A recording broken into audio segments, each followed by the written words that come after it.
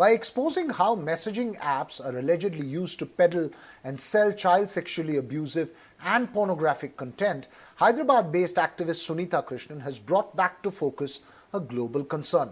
She has now filed a complaint with the Hyderabad police after she herself created a fake account and exposed how pornographic content and child sexually abusive content is freely sold on chat rooms on messaging app Telegram.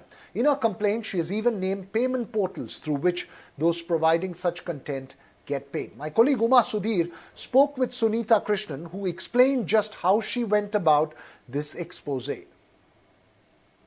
You filed a complaint and against a tech platform. Technology, something that we think as an enabler for many things. What has happened? Technology is an enabler for many good things, but also for crime. And one of the things that we found is many technological platforms, including social media platforms, are being used to enable human trafficking. And one of them is Telegram. Telegram is an instant messaging app with over 700 million users across the world. India, US, and Russia are the biggest user base here. A few days back, we got a lead that this platform is being used for circulation of child sexually exploitative materials, which is in lay terms child pornography.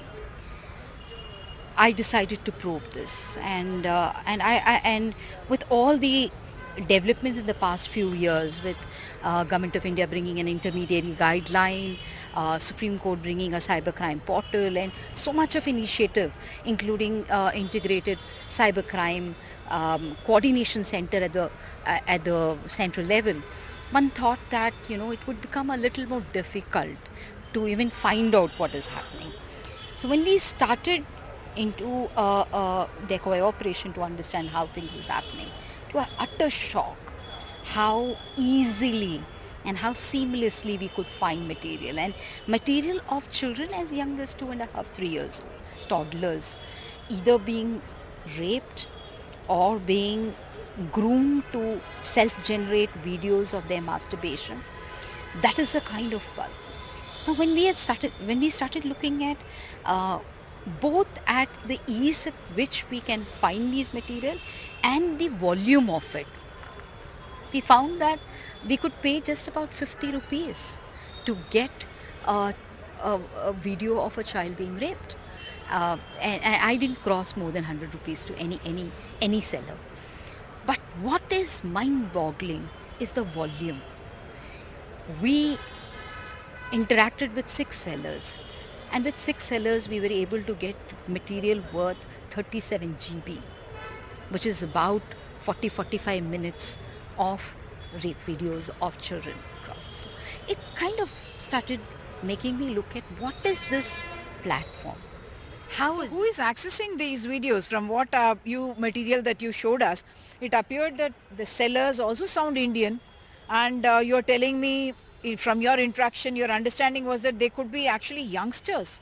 Absolutely, and that was very, very frightening because the primary handlers or the primary sellers and co-sellers seem to be very young people. One, maybe college-going student, because in one particular operation, when we had made a payment and when the content did not reach us immediately, and we say, where is the content? And this person replies back saying that I was in the tuitions, and so I didn't send. I'm going to send it now. So gave a little understanding on the profile of handlers who are being lured into, to work in support of the crime. But also when we started looking at the technological app itself, that is Telegram's app, and we started wondering how is this creating such a ecosystem. So it provides certain features which makes any criminal to operate. One, it's 100% encrypted. Two, it has a self-destructive property, which means that the messages can disappear. There is no authentication in terms of creating an ID of your own. It's very seamlessly done within few seconds, and then it actually provides a advertising opportunity for such material. Now, all the persons that we contacted, or before we contacted, we got a pop-up, and with the pop-up we actually got a menu card. actual menu card with a like kind of template that said, rape with child available, mom rape available, so and so rape available, all about children, you know. And it was just a matter of choice to say, okay, I want a Hindi child, or I want a Telugu child, or I want a boy, I want a girl, you know. So it makes you question this kind of availability of highly violative, violent, sexualized image of children. Well, it's both dangerous and scary. And remember, this is a global concern. There has been issues flagged off in several countries about sharing of child sexual content, child sexual abuse content, and pornographic content on through messaging apps. Of course, this is part of our ongoing conversation, which we keep focusing on the Southern view as far as social media universe is concerned and what happens there. Joining me this evening, Advocate of the Supreme Court, N.S. Napinai, who works very closely on cybercrime issues, and also Advocate Abha Singh, who joins us, who has worked against human trafficking as well as child sexual abuse. Both of you, thank you for joining us here. Napinai, my first question to you is, is this a tricky legal area? We are talking of a messaging app through which people are peddling banned content. It's a little different from actually posting that content which can be taken down on, let's say, an app like Instagram. Yes, Veera, this is a very, very disturbing issue. And the UN is now actually working on a new law, a soft law, which is supposed to address primarily protection of children online. You have at least two provisions and several additional supporting provisions to enable law enforcement to cooperate with each other. So, when you ask me about whether this is different in terms of an online sharing versus sharing through a chat app, the first and foremost is one, not really in terms of the law. If there is pedophilic content on your platform, and where the intermediary guidelines now place a fairly higher level of responsibility on the intermediaries, and a chat app will also fall within that category to the extent that the law applies pari passu to you, whether you are a chat app or an online social media platform, then becomes brings you on par. But when it comes to the access that law enforcement or any other person will have to content that may be shared within groups which are closed groups, there that is where the difficulty arises. So in terms of in terms of implementing the law, there the difference arises. And on this, India doesn't stand alone. The US, I mean, even all the issues that Sunita has pointed out, and kudos to her for bringing it up at this juncture. But the US has faced innumerable such cases. Imagine a case of a 7-month-old child being sexually abused and that content being streamed continuously or shared on chat apps, and then they find the child using the geographical indication that is added in that content and rescue the child, 7 month old, right? And this is just one of Yeah, it's several scary. million possibly instances, and therefore we need to find a way to practically implement even existing law to make children safer.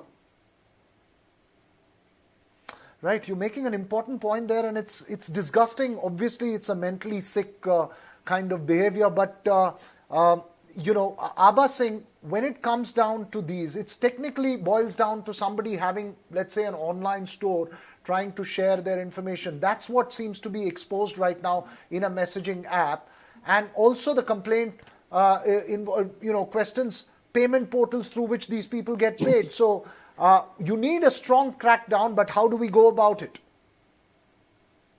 You know, this has become a very big issue for India because child sexual abuse and pornography, you're getting so much on the sites, you're getting so many in the forms of CDs and all. I think somewhere the government has not been able to handle it in such a way, because you have the IT Act 67B of the IT Act very clearly says that it is a heinous offense anybody who's spreading child pornography or any material related to child pornography. In fact, if you see the POSCO Act, the POSCO Act section 1314 clearly talk of minimum 5 years of imprisonment anybody who's who's anybody who's handling this type of material, who's spreading here and there. But it also says that if anybody person who's involved in making the child pornography acts and all, that means imprisonment is up to life.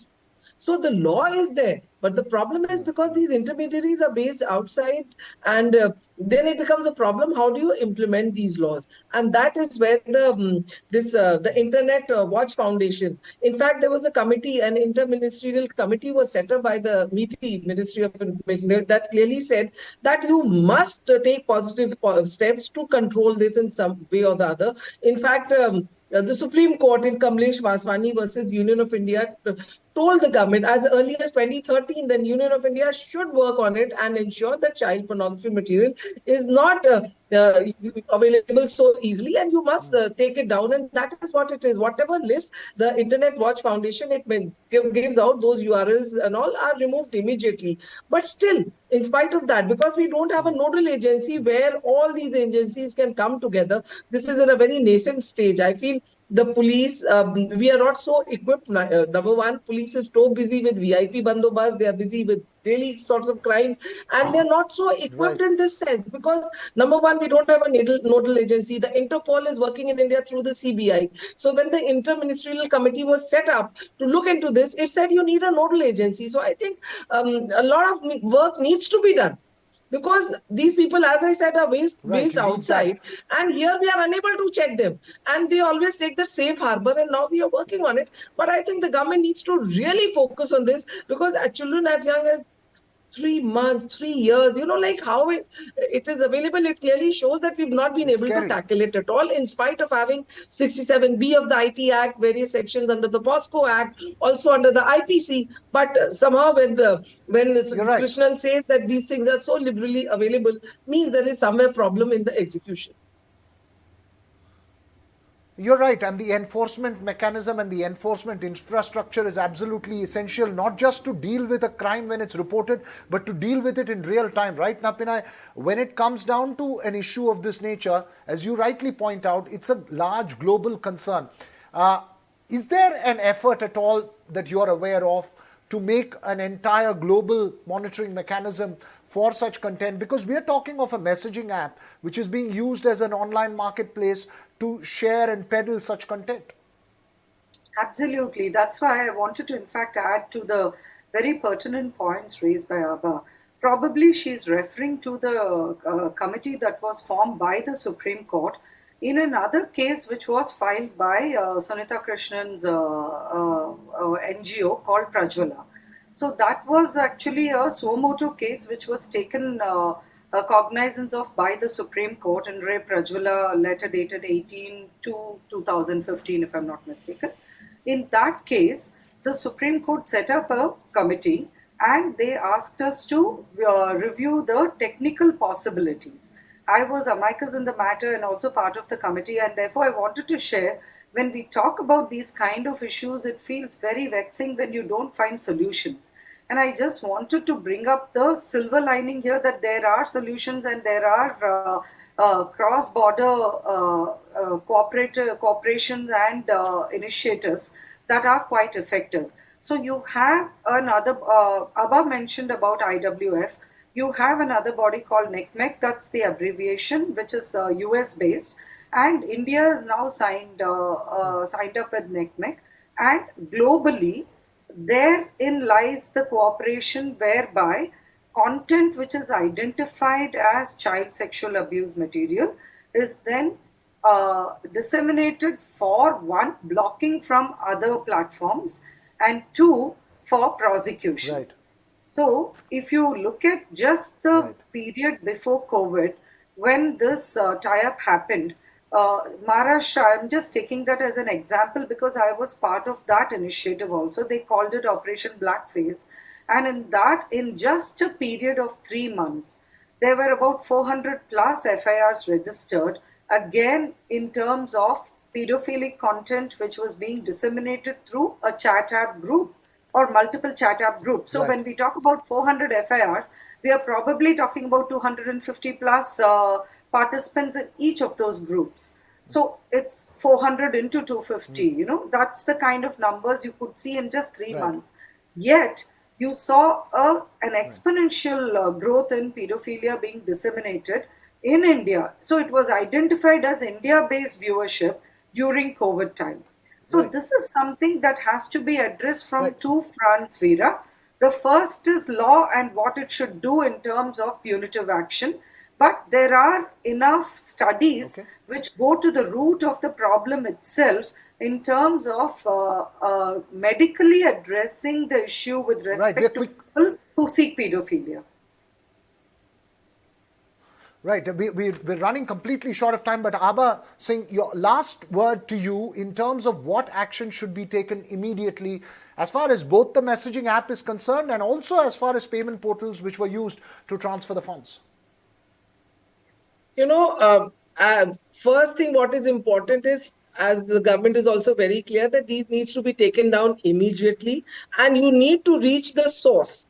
Even if they are sitting happily outside, they need to be made accountable. And as I said, our police, our organizations need to be trained for that. Half of them don't even know how Right. to handle, how to go about. So the police needs to be equipped with the cyber safety laws, with the cyber crime, where it is happening, how it is happening, because the IT Act, 67B of the IT Act very clearly terms them as heinous offense, talks of the punishment. But how many have you been able to punish is the Perhaps. issue. Because that is the most important thing. Till the time they are fixed accountability, they would be just making money. They are only interested in making money. Beyond that, social accountability is not there. These apps. Perhaps time to send a strong message to the messaging apps as well as anyone who can be a conduit or any platform or system that can be a conduit for such crimes. Important points that both of you make there. Thank you for sharing your thoughts there. We'll keep a strong focus on such issues, especially in the social media universe, which are dangerous to society in more ways than one.